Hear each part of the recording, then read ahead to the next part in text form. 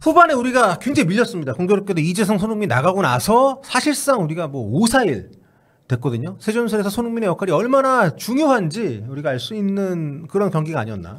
맞습니다. 3-4-2-1 대형은 전문 윙어가 없어요. 네. 측면 공격이 잘 안 풀릴 수 있다는 위험성을 내포하고 있는데 미국전은 사실 손흥민 선수가 그걸 많이 풀어줬거든요. 이제 1골 1도움만 기록한 게 아니고 그 이상의 활약. 그러니까 윙어 자리에서 종종 경기를 풀어주는 활약까지 했는데 손흥민 선수가 빠지고 공격은커녕 이제 수비하기 바쁘게 경기 양상이 나빠졌던 게 측면을 풀어준 선수의 부재, 캡틴 손이 새 전술에서 얼마나 중요한지를 반증하는 그런 모습이었다고 할 수 있겠습니다.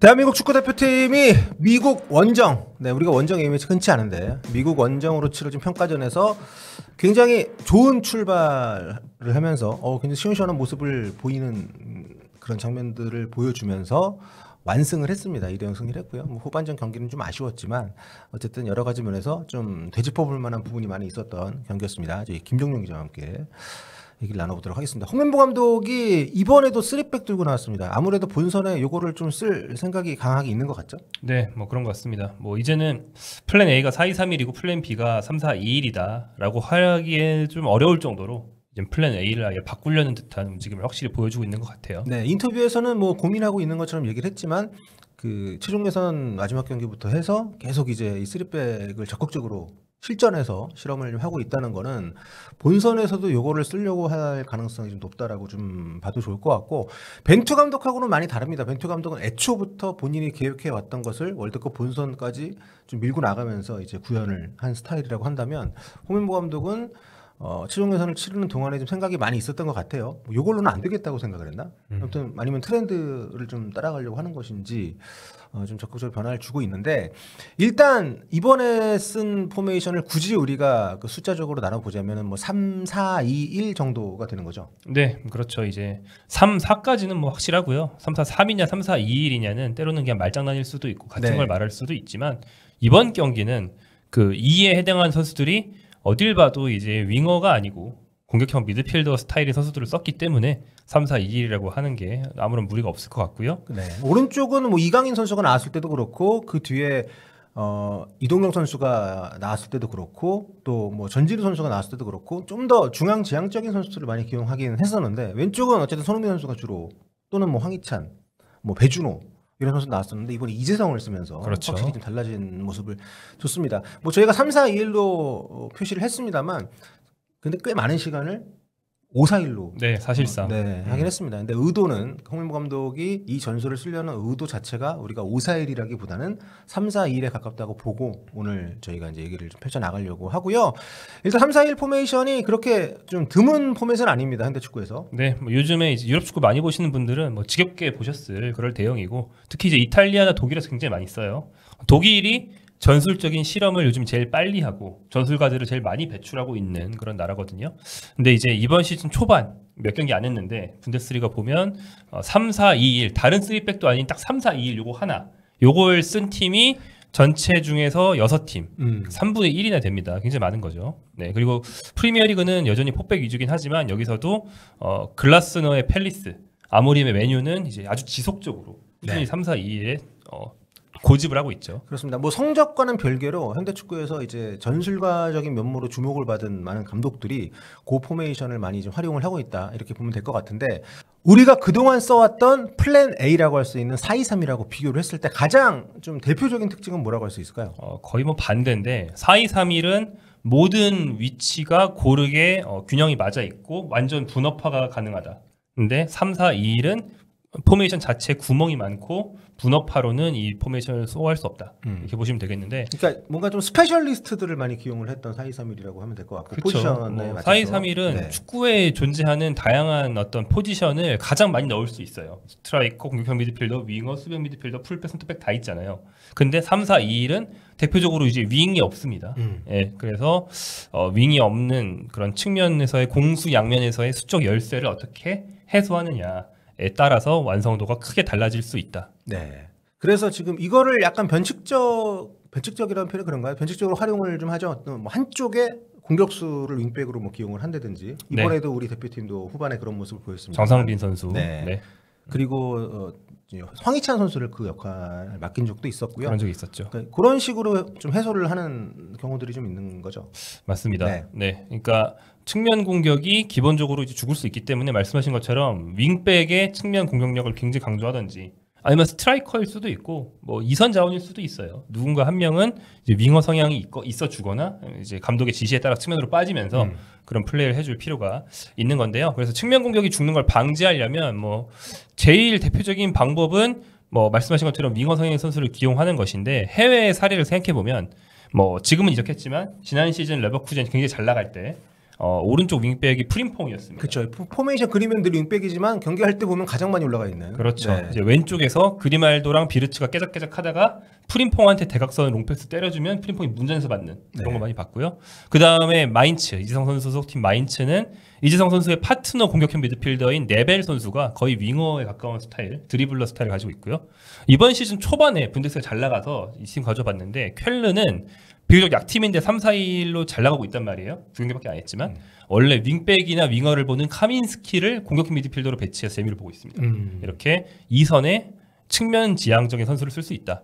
둘째는 측면이고 뭐고 상관없는 양상으로 만들면 되는데 서로 속공을 많이 주고받는 그런 양상으로 만들면 뭐 윙어의 부전이 그렇게 중요하지 않습니다. 뭐 상대도 우리 편으로 롱볼 때리게 좀 유도하고 빠르게 끊어낸 다음에 우리도 롱볼 때려서 앞에 있는 손흥민이나 이런 선수들의 역습을 활용하면 속공에는 뭐 굳이 측면 집착할 필요 없이 중앙으로 속공해도 되니까 충분히 윙어의 부재를 이제 느끼지 않게 만들 수 있죠. 네, 사실 우리는 측면 공격이 최대 강점인 팀이라고 할 수 있는 그런 어떤 역사를 갖고 있는데 이선 자원이 많았고 그렇죠. 이제 그런 부분들에 좀 메스를 대는 그런 선택일 수 있다는 거잖아요. 네. 근데 저는 개인적으로 이제 일본 대표팀이 지난 월드컵 본선에서 좀 갑작스럽게 이런 3백을 도입을 하면서 대회 도중에 상당히 좀 큰 성과를 내지 않았습니까? 네. 거기에 좀 몇 년 지났지만 많이 영감을 받은 게 아닌가. 그 뒤로도 3백을 잘 활용을 하고 있는 일본이기도 하고. 네, 지금도 메인이고 네. 같은 날 열린 멕시코전에서도 일본 똑같이 3-4-2-1로 나왔고요. 일본도 일본식 3백이 3-4-2-1 딱 배치가 같아요. 네. 그래서 역시 이웃이기 때문에 영감을 좀 많이 받지 않았나 생각할 수 있습니다. 축구적으로도 사실 홍명보 감독은 일본 쪽에 많이 좀 가까운 사람이고, 그렇죠. 네, 많이 그쪽 왕래하고 인맥도 그렇고, 뭐 전술적으로는 관심사가 많이 있기 때문에 영향을 안 받진 않았을 것 같습니다. 본인도 인터뷰에서 일본 축구를 언급을 한 적이 있었고, 다만 이제 일본 같은 경우에는 그 우리도 이선 자원이 넘쳐나고 하지만 그쪽도 장난이 아니잖아요. 네. 그런 선수들을 최대한 활용하기 위해서 정말 뭐 도안 리치라든가 네. 미토마라든가 뭐 이런 선수들을 상당히 좀 약간 센세이셔널하게 윙백처럼 쓰는 그런 네. 모습들을 좀 보였었는데 우리는 약간 발상은 그거랑 좀 다른 것 같긴 해요. 네, 뭐 비슷하게 하고 싶은 네. 마음은 있는 것 같은데 네. 뭐 실제적으로 적용할 때는 좀 문제가 있지 않나 이런 생각은 해볼 수 있죠. 네. 그리고 이제 기본적으로 그 일본은 그 무레스 감독이 상당히 공격적인 마인드를 늘 좀 보여줘 왔는데 홍명보 감독은 또 그런 좀 철학적인 부분은 아니어서 뭐 네. 소속팀 클럽을 할 때나 뭐 대표팀을 할 때나 그렇게 감독들의 기본적인 그 철학이 다르기 때문에 그 위에 같은 포메이션을 쌓는다 하더라도 나오는 모양이 좀 다를 수밖에 없다는 생각이 드는데 자, 그 과정에서 뭐 일본 얘기 나왔으니까 굳이 일본인 얘기를 또 해보면 일본은 엔도 선수가 중원에서 좀 붙박이로 굉장히 중요한 역할을 하면서 전술적인 핵심 역할을 하는데 우리는 사실 그 부분에 지금 황인범 선수가 있는 건데 그 황인범 엔도를 보면 많이 다르거든요. 네. 성향 자체가. 근데 그 어떤 차이점이 이 두 감독이 지향하고 있는 이 3-4-2-1 포메이션의 결과물이 좀 다르게 나올 수밖에 없는 부분이 아닌가. 네, 뭐 좀 그런 면이 있는 것 네. 같고요. 기본적으로 엔도랑 3백이랑 엔도까지만 좀 네. 안정적으로 놓고 나머지 6명 전원의 기동력을 굉장히 중시한다. 네. 그러니까 발이 빠르고 근데 전술을 잘 이해할 수 있는 선수라면 이 선수가 윙어 출신이든 풀백 출신이든 아무튼 있어야 될 때 가 있으면 되잖아요. 수비할 때. 그렇죠. 그래서 충분히 수비가 된다라는 마인드인 것 같고 아까 얘기하신 것처럼 이 3-4-1 대형의 특징이 4-2-3-1을 하고 다르게 좀 더 포지션에 특화된 것보다 좀 더 뭐라고 해야 되나? 뭐 제너럴리스트라고 해야 되나? 네, 뭐 전술적으로 멀티포션 능력이 있는 선수가 많아야 됩니다. 그렇죠. 네. 그런 부분인데 그런 점에서 보면 우리가 이번 미국전에서 중앙에 수비적인 미드필더를 안 둔 게 어떤 좀 힌트가 될 수 있을까요? 앞으로 네. 홍명보 감독이 추구하는 전략에 있어서. 박용호나 원두재를 쓰지 않고 네. 백승호, 김진규로 시작했다라는 것인데 이제 그들과 공격형 미드필더를 엮어서 봐야겠죠. 3선에 백승호, 김진규, 네. 2선에 이재성, 이동경. 이게 넓게 보면 4명 다 뭐 윙이나 뭐 전문 수비형 이런 선수들이라기보다는 좀 패스를 뿌리는데 네. 장점 있는 선수를 4명을 다 놨어요. 그러면서 상당히 중앙을 강조했다고 볼 수 있는데, 근데 이재성과 이동경 두 공격 미드필더 모두 횡적인 움직임, 옆으로 빠지는 것보다는 네. 종적인 움직임이 강하다. 위아래로 움직이는 게 강하다라고 볼 수 있습니다. 이재성, 이동경 둘 다 문전 침투를 굉장히 좋아하고요. 그러면서 내려가서 받아줄 수도 있는 그런 선수들이죠. 실제로도 이날 경기에서 박스 한 터치가 굉장히 많았었고. 네. 그래서 위아래로 움직이면서 경기를 풀고 또 문전 침투해서 골을 노리는 것까지는 잘할 수 있는데 측면으로 빠지는 게 좀 약하다. 그래서 이제 이동경, 이재성이 측면으로 많이 못 빠지니까 아까 말한 윙어의 부재가 좀 부각이 되고요. 그렇다면 아까 말한 그 윙어가 없는 것을 극복한 두 번째 방법, 속공 위주로 하면 어떨까? 속공 위주로 하려면 압박을 해야 속공기가 나는 거거든요. 근데 이동경, 이재성이 앞에 손흥민이랑 셋이 압박을 강하게 하려고 하면 그러면은 따라서 뒤에서도 같이 올라가줘야 돼요. 네. 3명만 덩그러니 앞으로 올라가서 압박할 수는 없거든요.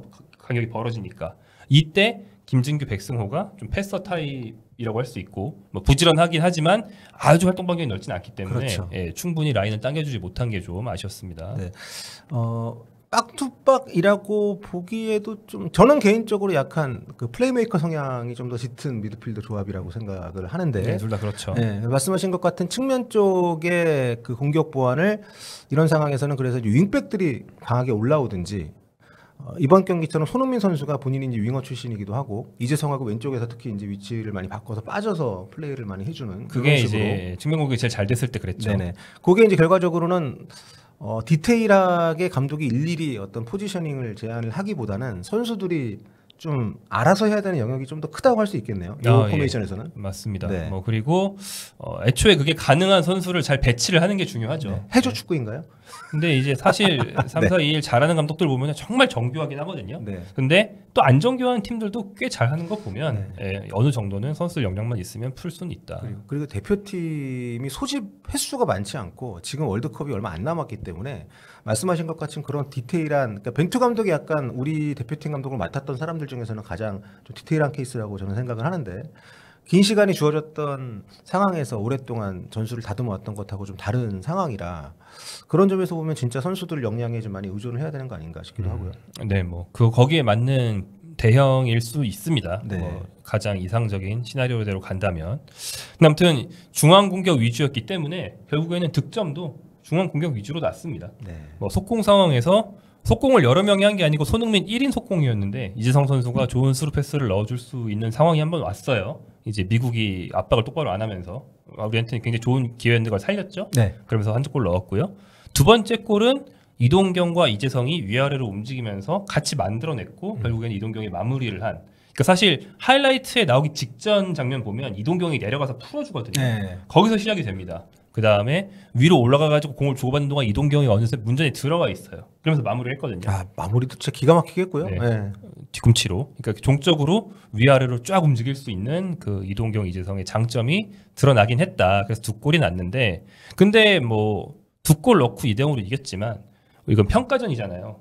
결과가 아니고 내용을 많이 얘기를 해야 되는데 내용이 좋았냐 하면 사실 그러진 않거든요. 네. 예, 조현우 선수 선방 덕분에 무실점한 것도 있고 특히 후반전은 뭐 우리 네. 슈팅 하나밖에 못 때렸잖아요. 슛이 총 5대 17로 굉장히 밀렸습니다. 네. 그런 요인을 본다면 상대를 측면에서 쥐고 흔들고 이제 상대가 충분히 압박하지 못하게 만들고 그렇게 밀어내는 작업이 좀 부족하지 않았나 생각할 수 있죠. 네.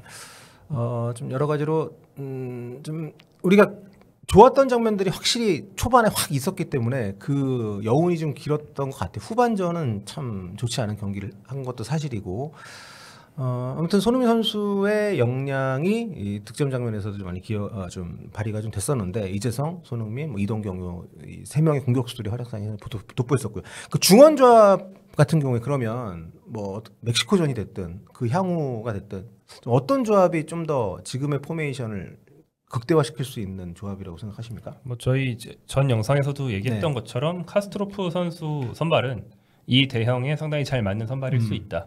근데 아직 첫 경기였잖아요. 활용법이나 이런 게 정립이 되지는 않은 것처럼 보였다. 왜냐하면 카스트로프 선수의 개인적인 스탯은 굉장히 잘 나왔거든요. 네. 45분 뛰면서 뭐 커팅 횟수도 많고.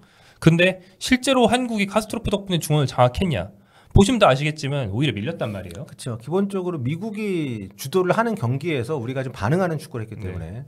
근데 이제 거기에 여러 요인이 있을 수 있지만 카스트로프 선수가 보면은 공격 가담을 굉장히 자주 하고 뭐 결국엔 득점을 하거나 슛을 하지 못했지만 문전으로 뛰어들어가는 장면이 되게 많이 나왔어요. 맞아요. 독일 소속팀에서도 보면 그 공격 전환하는 과정에서 누구보다 빠르게 박스로 진입하는 장면들이 많이 나옵니다. 근데 일반적으로 네. 뭐 이론적으로 일반적으로 보면 카스트로프 선수의 스타일은 공격 가담을 안 하는 게 맞다. 3-4-2-1에서.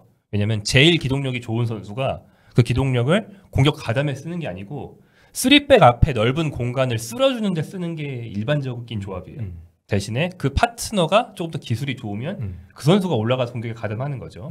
이제 이재성 선수가 있기 때문에 또 이제 아주 강팀이 아니기 때문에 오히려 우리가 본으로 많이 삼고 얘기를 하는 마인츠 같은 경우에 일본 미드필더 사노 가이슈가 딱 그 역할이거든요.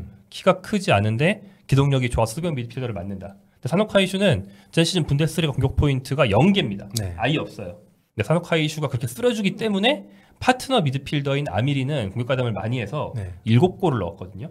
그러니까 카스트로프가 문전으로 침투하는 게 아니고 3백 앞을 쓸어주면서 상대의 예봉을 다 끊어주고 네. 그 대신에 나머지 선수들이 편하게 공격하고 이게 오히려 시너지 효과가 난다고 볼 수 있는 네. 거죠.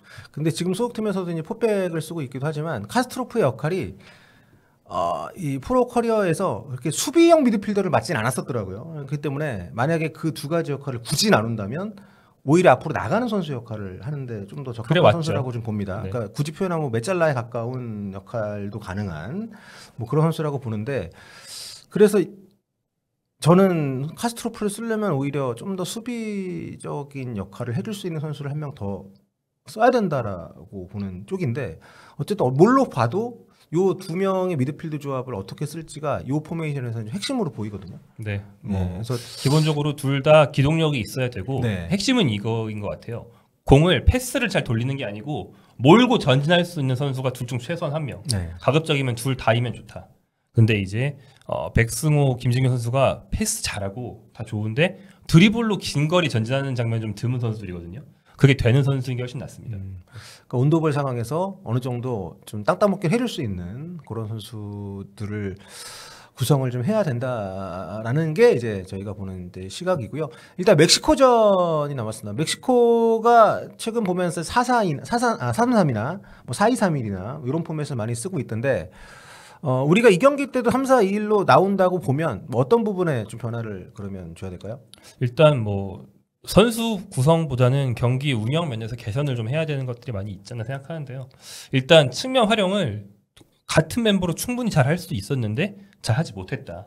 예를 들어서 아까 이제 리버풀 시절 프림퐁 얘기할 때처럼 레버쿠젠 시절. 네. 레버쿠젠 시절 한국도 오른쪽 윙백인 설령우가 그 상대 시야 뒤로 돌아 들어가면서 손 들고 공 달라고 한 장면들이 있었어요. 그렇죠. 그거 진짜 잘하는 선수이기도 네. 하고. 근데 그러면은 왼쪽에서 한국이 깨작깨작하면서 유인한 다음에 그걸 롱패스를 때려 넣으면 바로 컷백기가 나는 건데 안 주더라고요. 네, 이렇게 3-4-2-1의 전형적인 공격 패턴들 다른 팀들은 뭘 쓰나 이런 걸 보면서 우리가 좀 가능한 구현을 할 필요가 있지 않나. 그러면 측면 공격을 네. 보완할 수 있다.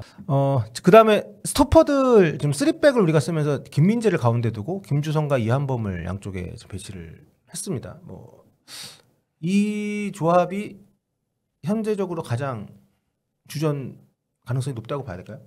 그건 김민재 외에 두 명은 얼마든지 바뀔 수 네. 있지 않을까요? 뭐 조유민 선수도 그동안 쭉 잘해왔고. 네, 부상 때문에 좀 네. 빠졌었는데.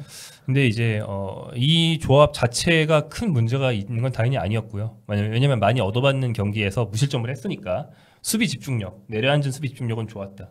근데 애초에 내려앉지 않게 올라가면서 수비하는 장면이 조금 더 나와야 3백, 5백의 의미가 산다. 5백이기 때문에 한 명이 빠져도 나머지가 4명이에요. 네. 그래가지고 원래 5백은 그중에 한 명이 모험적으로 올라가면서 수비해도 구멍이 덜 나서 모험 수비를 더 많이 해야 되거든요. 안 하면 마냥 내려앉게 됩니다. 근데 김민재 선수는 원래 하던 대로 모험 수비를 좀 올라가서 많이 했는데 김주성, 이한범 선수는 사실 그런 주문을 받은 적이 살면서 많지 않겠죠. 그래가지고 좀 어색해하는 모습이 굉장히 역력했고 특히 이한범 선수는 좀 이렇게 안정적으로 주저앉아 수비하는 편이고 김주성 선수는 올라가서 공을 잡았는데 바로 앞에 전진 패스할 때가 있었거든요. 네. 그런데 안 해봐서 그런지 백패스가 많더라고요. 네, 그렇게까지 올라가서 굳이 저 뒤에 있는 동료한테 백패스하고 이럴 때도 있었어요. 그래서 그럴 때는 센터백이 올라갔으면 그 순간은 나는 이제 지금은 미드필더야라는 마인드로 띄워주면 좋은데 그렇지 않았던 게 스탯에도 나옵니다. 보면 김민재, 김주성, 이한범이 이날 두 팀 통틀어서 전체 1위인 스탯이 있거든요. 네. 김민재는 태클이랑 가로 차이가 1위예요. 근데 김주성은 상대 슛 블로킹이 1위고 이한범은 클리어링이 1위였습니다. 이것만 봐도 김주성, 이한범이 조금 더 이제 주저앉아서 수비를 했다라고 볼 수 있는 거거든요. 네. 요즘 유럽 축구를 봐도 그렇고 이제 그 3백을 쓰는 팀들이 스토퍼들이 공격 가담하는 빈도가 좀 높거든요. 뭐 사이드로 아예 공을 갖고 그렇죠. 올라오는 경우들도 네. 많고 그렇게 공격적으로 쓸 수 있는 이유는 어쨌든 본인이 올라가도 이 포백 때보다는 부담이 크지 않은. 그렇죠. 물론 포백 때도 뭐 수미가 내려와서 뭐 이렇게 좀 스위칭을 해주는 경우도 있겠습니다만, 근데 굳이 우리가 이 포메이션을 쓰겠다고 하면 스토퍼들의 그런 가담 능력이 굉장히 중요하게 여겨지는데 저는 그래서 오히려 김민재 선수를 스토퍼로 쓰는 건 어떨까라는 생각을 해봤거든요. 예, 뭐 이론적으로는 오른쪽 스토퍼나 이런 네. 데가 제일 잘 맞죠. 그거 했을 때 확실히 그 빈틈을 확실하게 메워줄 수 있는 선수이기도 하기 때문에. 근데 또 수비를 리딩을 해야 되는 거라고 보면 또 고민이 많아질 수 있을 것 같고. 그리고 뭐 요즘 3백은 스토퍼만 올라가는 게 아니고 뭐 중앙에 있는 선수도 상황에 따라서 얼마든지 올라가는 거기 때문에 뭐 위치는 큰 상관은 없을 것 같은데, 네. 그러니까 공격 가담도 중요하지만 전진 수비가 중요하다는 거죠. 전진 수비하면서 상대 공격을 시작하려고 할 때 저는 경기는 아니지만 경기인들 은어로 쪽낸다고 그러죠. 쪽내가지고 딱 끊어야 상대가 당황하고 바로 거기서 역습기가 시작이 나는 되니까. 네. 상대가 크로스할 때까지 기다렸다가 줍는 수비로는 역습이 느려지기 때문에 빠른 역습기를 위해서는 올라가면서 쪽내는 수비를 해야 된다. 네. 그래서 미국전에서 이제 그런 좀 아쉬움들이 좀 있었는데 이제 그 부분은 역설적으로 보면은 우리가 전방에서부터 압박을 그렇게 세게 넣지 않았던 아니면 못했던 그런 것하고 좀 맞닿는 게 아닐까요? 네, 3-4-2를 하는 팀이 마인츠가 이제 강팀이 아님에도 불구하고 전력 이상의 성과를 냈던 것도 그렇고 강팀이 아니더라도 압박을 해야 됩니다.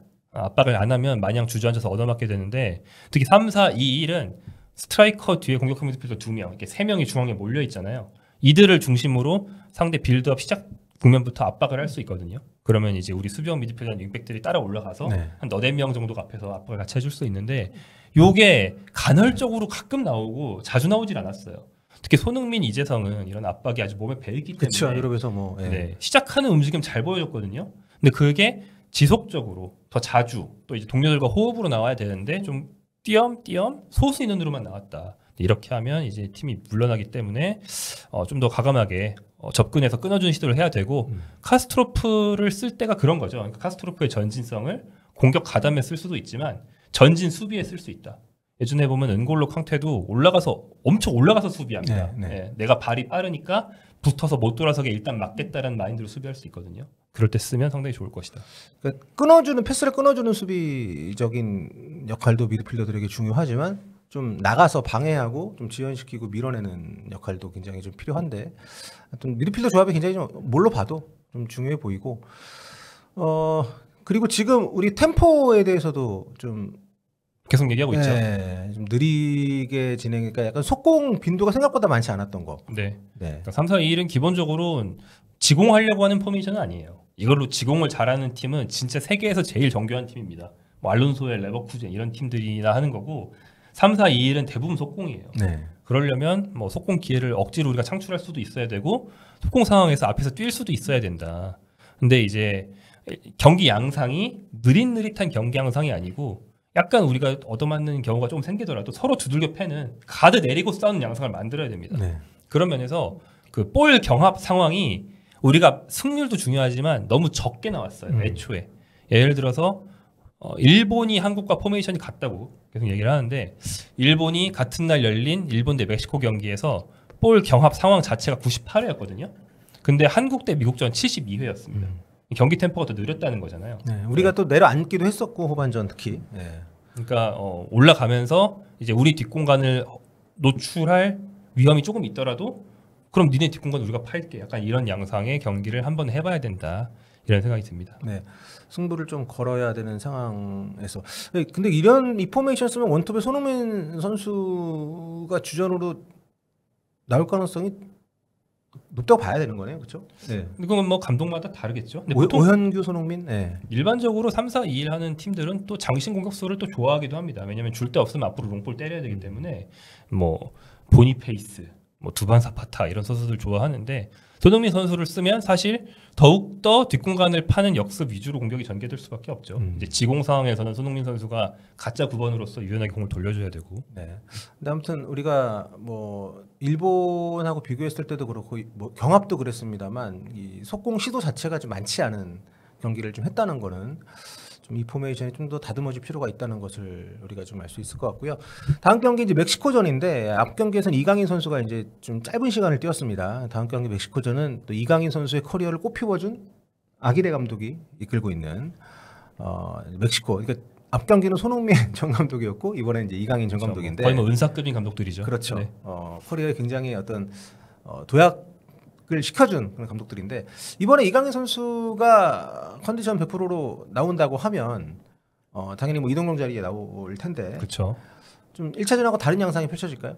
그것도 이제 팀의 네. 운영을 그렇게 해야 되는 것이고 일단 이론상으로는 미국전 후반전에 나온 이강인, 배준호 이 둘이 아까 이동경, 이재성과 달리 윙어 성향이 훨씬 더 강한 선수들이기 때문에 측면을 찢을 수 있을 거라고 이론적으로 기대할 수 있었어요. 근데 실제로는 그런 모습 안 나왔잖아요. 한국이 밀렸기 때문에. 근데 이 둘도 뭐 전형적인 윙어라고 보기에는 좀 더 중앙 지향적인 선수들이라고 할 수 있지 않나요? 근데 측면에서 네네. 공을 잡고 시작하는 게 훨씬 익숙하죠. 그렇죠. 한국의 기존의 그쵸. 4-2-3-1을 하면 포지셔닝은 그렇죠. 이강인, 배준호 둘 다 중앙에 쓰인 적은 아예 없고 배준호 왼쪽, 이강인 오른쪽에 거의 쓰였으니까. 네, 그러니까 터치라인 플레이보다는 좀 더 박스를 타격하는 움직임에 저는 좀 어울리는 선수들이라고 봐가지고. 배준호는 그런데 이강인은 뭐 터치라인에서 공을 잡는 빈도도 소속팀 파리 생제르맹에서 특히 상당히 많지 않나 싶은데, 그러니까 완전 터치라인까지 벌릴 필요도 없습니다. 좀 더 측면으로 상대를 찢어줄 수만 있으면 되는데 그런 플레이를 기대할 수 있는 선수들이다. 그런데 잘 나오지 않았다. 이거는 기본적으로 한국이 너무 밀려나 있었기 때문에 네네, 그쵸. 밀리는 후반전은 양상이었기 뭐. 때문에 그런 것이고, 그러니까 이강인이 애초에 뭐 측면이 아니고 후방 네. 완전 3백 바로 앞에서 공 받고 이런 모습 너무 잘 봤거든요.